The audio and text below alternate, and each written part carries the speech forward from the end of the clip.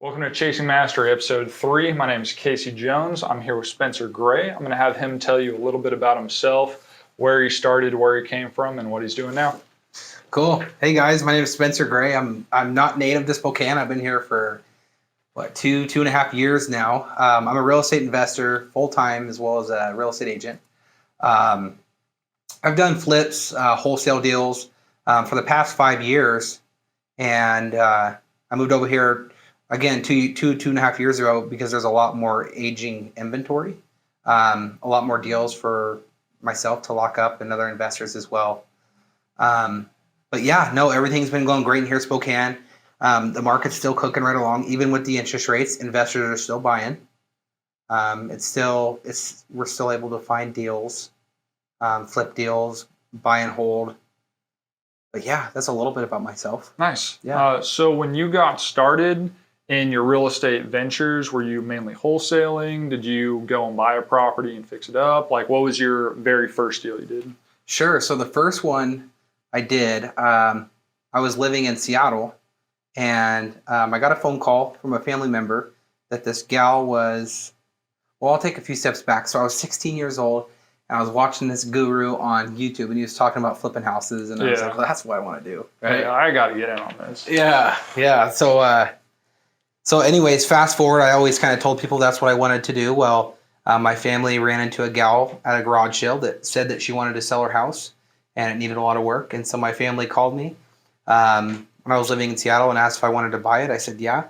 So I moved down from Seattle down to Centralia, and I actually lived there for 10 months while I was remodeling it.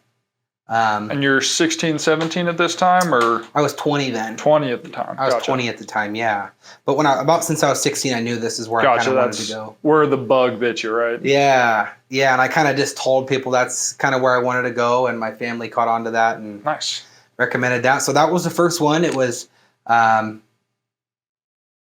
basically just learned how to do everything, how to manage the project. I had contractors in and out remodeling that place while I was living there. It was rough. It was well worth it. Yeah. I didn't know anything about, ARVs, or I didn't know any of the terminology, but I just figured the best way for me to figure it out is to jump into it. And I did. And I made some money from it. And so I was like, well, this is what I want to do. Nice. What was your numbers on your very first property? Do you remember like what you got it for, how much you put into it, and what you sold it for? Sure. Yeah. So my numbers on that, I bought it for $65,000. I bought it with a hard money loan. I put $20,000 into it, and I ended up selling it for $179,000. Nice. Yeah. That's awesome. Yeah. Yeah. So you were in it about $85K, and you walked away with almost 100, like 95. And well, I've had to pay my realtor, so.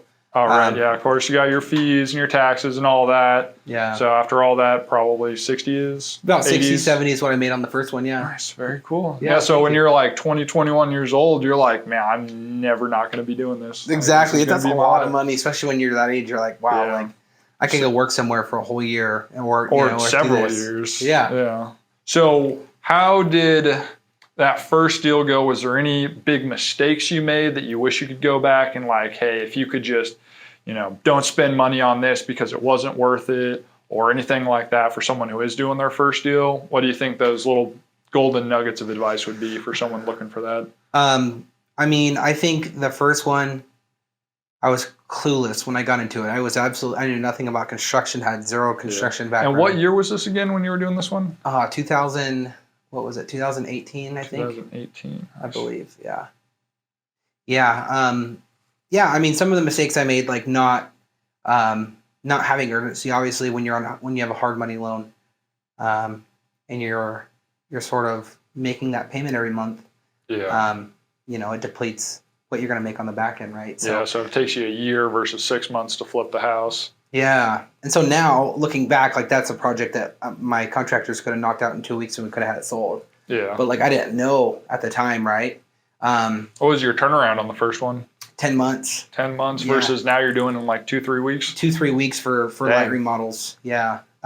Big remodels take like 3 months. Yeah. Full guts, yeah. Very cool. Very cool. And then what was the progression from there? So you got your first big deal, you got all this money, you're like, oh man, what was the mindset of like, I'm a young kid and I can't just go buy myself a brand new car. I need to keep putting this into real estate. Did you have those thoughts in your head? Like, oh, I should just go buy a house or buy a car. You're like, I'm just going to go buy like 7 more houses after this. Like, what was kind of your mindset at that point? Sure. Yeah, my mindset. I mean, it did cross my mind. And I was like, man, I could go out and just pay cash for a nice Tesla or something. Yeah. Right. But I was like, I'm not going to do that because I want to progress and, I want to be able to do this full time and to jump to this full time. So what I did was I kept my 9-to-5 job. And what were you doing at the time? When I had that, I had a sales job, but I didn't make very much money. I think I made like $3,000-4,000 a month. It wasn't. Gotcha. Yeah, it was definitely not easy to float the hard money payment, but I made it work. But I mean, my mindset after that was I got to find the next deal and I got to find it off market. And so I went out and I bought 100 bandit signs, those little yard signs that you can stick in the ground. Yeah, got your number. We buy ugly houses type of stuff. Yep. Nice, so I did that, and I paid one of my buddies to go around and put them around, and I did half of them too. And I got a call on a house shortly after, probably a few months after, on that bandit sign. I knew nothing about marketing, but I just figured that might work, and it did. Nice. I ended up buying another house. I got that one done in like 3 weeks. So you went from 10 months to 3 weeks. Yeah, and I actually wholetailed it. I didn't even remodel it. All we did is we just like cleaned up the house, got rid of the garbage. Gotcha. Any paint or anything? No paint. And didn't even slap lipstick on a pig or nothing. You're like, let's just clean this up and flip it right now. Yep. Nice. And it was in bad shape, but I was like, man, if I just buy this, I'll close on it, and then I'll just clean it up. And it had a ton of garbage. Just for perspective, we probably cleaned out about 150 yards of garbage. Dang. So it was mainly just dump fees that you had to deal with at that point. Yeah, so I probably put in like $6,000 just into the dumpsters. Dang. Yeah. That's a lot of dump runs right there too. Yeah. And I've kind of cleaned up houses where we had like hoarders and stuff like that, and they can get pretty nasty, Pretty nasty. Someone throws up in a pot of macaroni and then goes and leaves it out in the rain and lets it sit for 2 weeks, and then they move out and you got to go clean that up. It's stinky and nasty and mice but it's worth it, right? And so I did that. And I kind of progressed from there, and I was like, well, off-market deals are going to be my bread and butter, right? So then I just kept with the bandit signs were working, and so I did the bandit signs. Nice. Found another deal after that. Same thing, same sort of situation. And then obviously my marketing has progressed since then. Yeah. Yeah. Nice. When did you get your real estate license and all this? Pretty recent. I got my license the end of last year. Gotcha. So the real estate license was more just to save on cost than anything. Like, I'm flipping all these houses, I might as well be keeping the extra $6,000 to $7,000 in commissions versus giving it to some other agent. Yeah. Because I mean, if you add it up, you're spending a lot. Yeah. How many deals do you flip a year right now, do you think? Flip on just the flip side, just 3. Just 3 deals a year. Yeah. Nice. Yeah. Do you have a set number that you really like to get out of each deal? I like to set my bar minimum. I wouldn't say it's a number. I'd say it's more of a percentage. So I like to be all in on my deals about 75% to ARV. But my average profit is probably about $40,000 per house. Nice. Yeah. And so you're doing your 3, you walk away with about 120. Yep. All that. Very cool. Very cool. And then I implemented wholesaling after, which has been great. It's been amazing.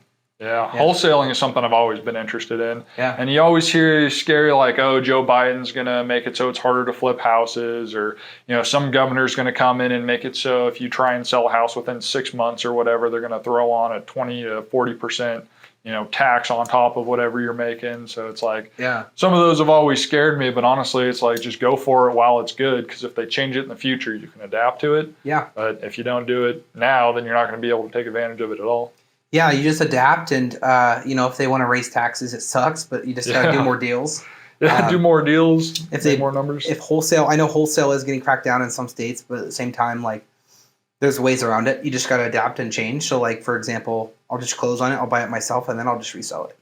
There you go. Yeah, there's ways around it. Always ways around it, yeah. What do you think your favorite thing to do is as far as, in the real estate game? Do you like the flips? Do you like the wholesale the most? Do you like being a realtor? Do you want to be an investor? Like, what is it that, really tickles your fancy? And then what's something that you kind of like to avoid? I like wholesales. I love wholesales. Wholesales are your favorite? I love it. Yeah. Because you're a problem solver for, like, for example, someone has a home and it's been a problem or a big stressor in their life.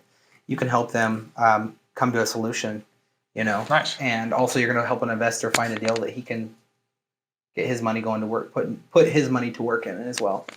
It's really good. Yeah. Very cool. And then the turnaround on wholesales is a lot quicker than a flip. Yeah, you're getting your cash, you get in, and then what? You go find someone to sign the contract, and you get paid. Yeah. Like, you don't have to do anything. You don't have to worry about your cleanup. If the house sits on the market for 7 months as a realtor, you don't have to deal with seller backlash. If it's an investment property, tenants are always a headache. At least, 1 out of 10 tenants is going to be a headache. Yeah. Have you thought about getting into the investment game? Have you thought about notes, anything like that, like holding notes on properties? I have actually had a 5-plex under contract to close a few years ago. And the inspection came, I did get an inspection on it because it was a big building. And I ended up, the inspection come out and it was a lot, it was in a lot worse shape than I figured it was going to be. So I ended up passing. But the whole buy and hold side is something that has interested me. And I think it is something that I'm probably going to pursue here in the next few months. Nice. I bought a house earlier this year that I bought intentionally to keep, but ended up the project. We ended up putting a little more into it, and so it just worked out to where, the numbers worked better to flip it. So I decided to flip it. Yeah. Just get in, flip it, make your money. Yeah. Do you have a primary residence that you really keep, or you just kind of? No. So I don't. So we moved over here 2 years ago. Me and my spouse. We moved over here 2 years ago, and we rented an apartment because we wanted to figure out, first of all, if we like it here. Yeah. Which we do. We love Spokane. Nice. But I think later this year we're probably going to end up buying maybe in like Idaho or Spokane. We haven't decided yet. Very cool. Yeah. Very cool. Yeah. Has there been anything that's really left a sour taste in your mouth as far as the real estate game goes, where you tried it out and it was just way too much of a headache? You hated every part of it. Anything like that? Buying houses with foundation problems. Yeah, that's fair enough. Those are expensive. No one wants to deal with foundation issues. No, they're expensive. They're a nightmare. And honestly, in Spokane, there's not that many foundation specialties. Specialists is what I'm trying to say. Yeah. Yeah, I would say that. But no. Oh, and then in Spokane, it was a big learning lesson. So where I'm from on the west side, all the houses in the town are pretty much comped and priced at the same amount. In Spokane, it's really different from neighborhood to neighborhood.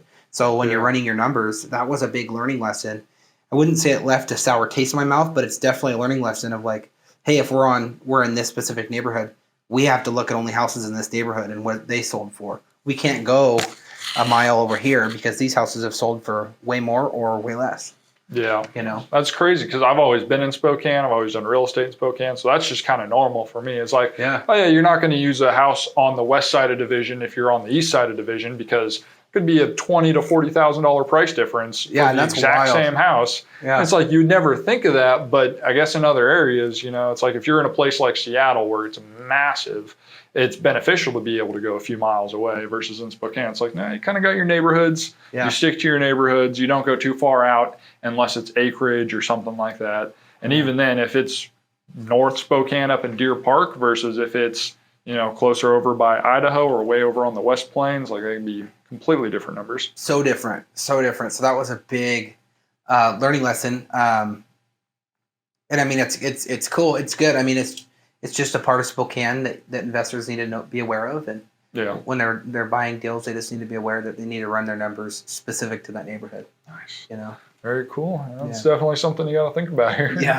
Yeah. So I always like to go back to a couple questions that I got from Tools of Titans, Tribe of Mentors, written by Tim Ferriss. He kind of has just a few base questions that he'll ask a lot of people. Do you have any books that you recommend that people read, or 1 to 3 books that you've given most as a gift to anybody? Yeah. So, it's everyone has probably heard about this book. It's by Dale Carnegie, How to Win Friends and Influence People. Yeah, that's a great book. That was huge. A few different ones. Obviously, Rich Dad Poor Dad's a classic. But one that I recently read that I loved, it's 48 Laws of Power, Robert Greene. Yeah, that's an amazing book. Yeah. All the lessons in that. There are so many dark lessons that I think a lot of people, especially if you're out there and you're in a corporate environment, there are going to be things that go on that don't seem right or seem a little off. You're like, why is this going on? I feel like 48 Laws of Power really helps kind of pull the curtains back so you can see like, this is the psychology that goes on behind it. This is how people have done things in the past and how they've kind of adapted over time. Like, you had your court jesters or the class clown or the funny guy in the office who's able to get away with stuff versus, and not anybody can be the funny guy. Some people can try it and they can say something and they'll get in trouble and everyone will hate them. But if the class clown says it, everybody laughs and it's just Joey. Yeah, it's just Joey. Joey's going to do what Joey's going to do, man. So just stuff like that and the psychology behind it. I think that book is something that everyone should at least read once. It's so good. And then Win Friends and Influence People too, learning how to communicate with people. Yeah. That's really tough for a lot of people. Being able to put other people first isn't necessarily something that a lot of people want to do, but if you can start thinking like that, you will make more friends. Yeah. But then going back to 48 Laws of Power, if you're too nice, they're just going to walk all over you. So I think those two balance each other out very well. Yeah. Nice. Yeah, and I mean, the one that I'm reading currently that I'm learning a lot about, have you ever heard of Affirmation? Yeah, Affirmations. I'm reading a book. I'll tell you right now.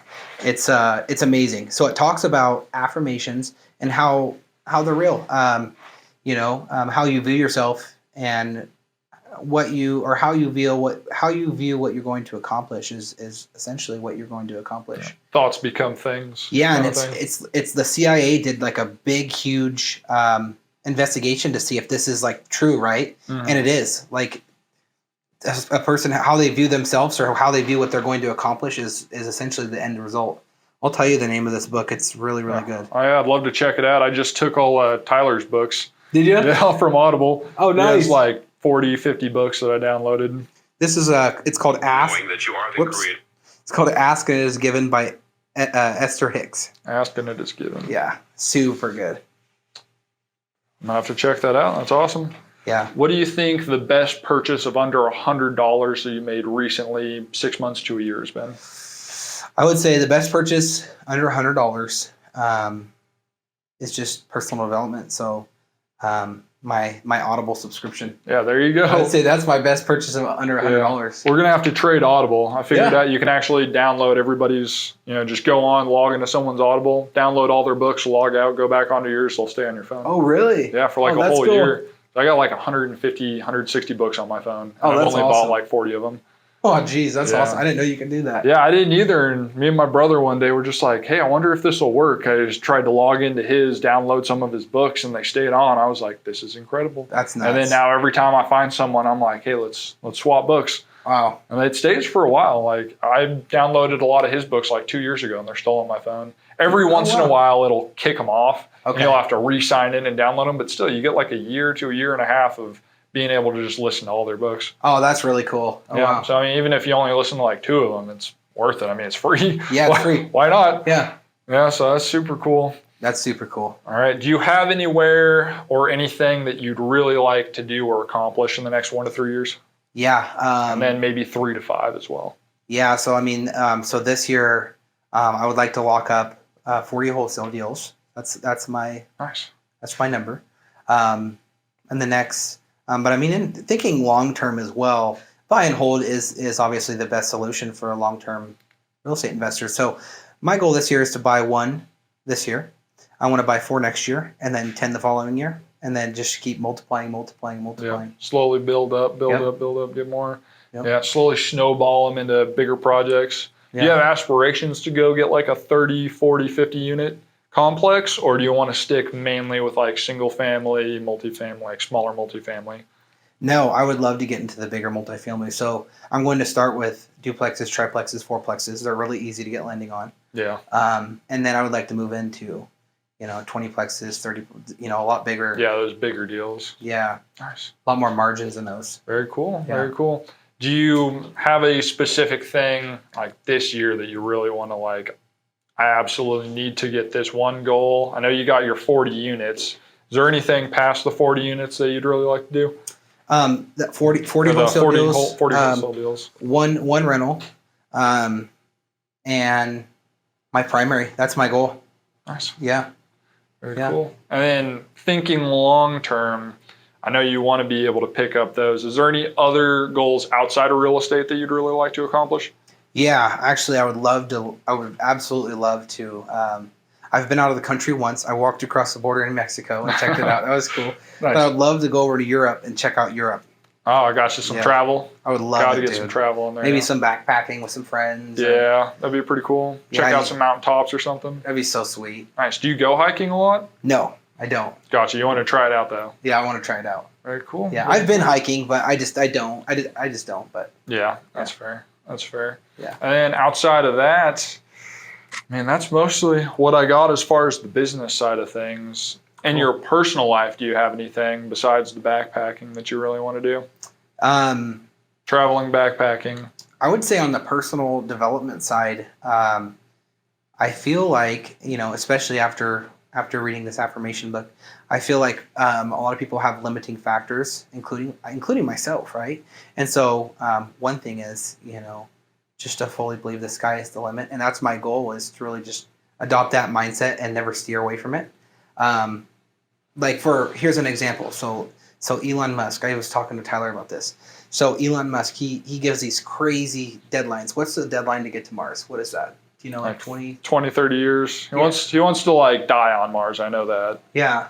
So he does the most recent one too was like the Cybertruck, right? He's like, yeah, these will be launched in the beginning of 2021. Well, obviously that didn't happen, right? Yeah. But the reason he does that is because he doesn't limit himself or his staff to believe what they can really accomplish. So like if he was like, hey, we're going to get these Cybertrucks out in 5 years, well, guess what? It's going to take 5 years. But if you're like, we're going to get these Cybertrucks and out in 2 years, they're going to be out in, you might not make the 2 years, but you're still going to get 3, 4, you're going to be before the 5, right? Yeah. Same thing with his rockets. When he landed those, like everyone's like, this dude's crazy. You're not going to shoot something into space and then land the booster. And that's just not going to happen. And he had 4 failed attempts or 3 failed attempts. And then on the 4th one, he's like, if this crashes, I have no money left. That's it. All my money. And then he ended up landing the last one. And then it was like, from there, he was pretty much able to get government contracts and go be able to do all the cool things that he wanted to do. Yeah. But, if he didn't go out there and set those super ambitious goals, he never would have known. Yeah. And I think I'm guilty of it. And I think everyone's guilty of having those limited beliefs and what you can accomplish. And so that's something from a personal standpoint that I would like to accomplish as well. Very cool. Yeah.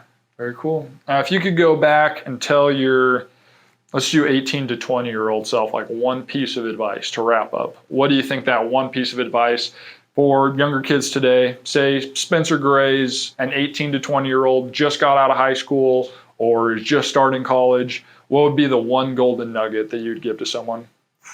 I would say get started as soon as you can. Yeah, just get out there and start grinding. Yeah, I think, obviously you're going to have to give up some social life.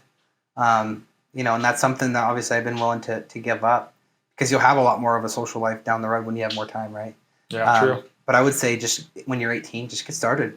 I wish I would have got started 2 years ago, but I got started young and, I would just say do it. If you want to do something, instead of, worrying about reading up on it and knowing everything, just jump into it and figure it out while you go. Cool. It doesn't, that's what I did with my first one. Like I had no clue. I didn't even know, what all goes into a house when you build a house or when you remodel a house. I had no idea, but YouTube was my best friend. Nice. So yeah, you can learn stuff. I feel like YouTube is like one of the most undervalued resources in today's day and age. It's basically the world brain. It's like if you do something and you record it and you put it on YouTube, it's now out there for anyone in the world to go see and learn and emulate. And humans learn through mirror neurons, which is essentially just watching other humans do stuff. And then it kind of helps connect those first neural networks in your brain, those first pathways. And then if you can just keep going, practice and repetition, you strengthen them. But you have to be able to kind of watch someone else do it or at least get the idea and then go out and do it. And you can start from scratch. It's harder to do. But if you just take what's out there and use it, you can vastly accelerate your progression through life. Oh yeah. Yeah. It's YouTube's such a great resource, and then also don't be afraid to fail. We're so young, especially, it doesn't matter what age you are, but even if you're young, you fail, who cares? Start over. You got nothing to lose. You got nothing. Nope. You got nothing to lose. Nope. There's nothing to lose. Very cool. Awesome. Yeah. Well, guys, that was episode 3. I appreciate you all. Make sure you subscribe down below. Give this video a like. I'm going to also have a link for anything that you want to check Spencer out. Go check him out on social media, Instagram, Facebook, all of that. What is your Instagram, Facebook? It's Gray Spencer _. Gray Spencer _. All Yeah. right. And So, my website's yourgrandslamoffers.com. yourgrandslamoffers.com. I'm going to put that somewhere for you guys to check out. Spencer, I appreciate you having me out. Yeah. Huge shout out to Spencer Gray for coming on to episode 3 of Chasing Mastery. If you guys haven't already, make sure you subscribe down below, like the video, and hit the bell notification. I'll see you on the next one.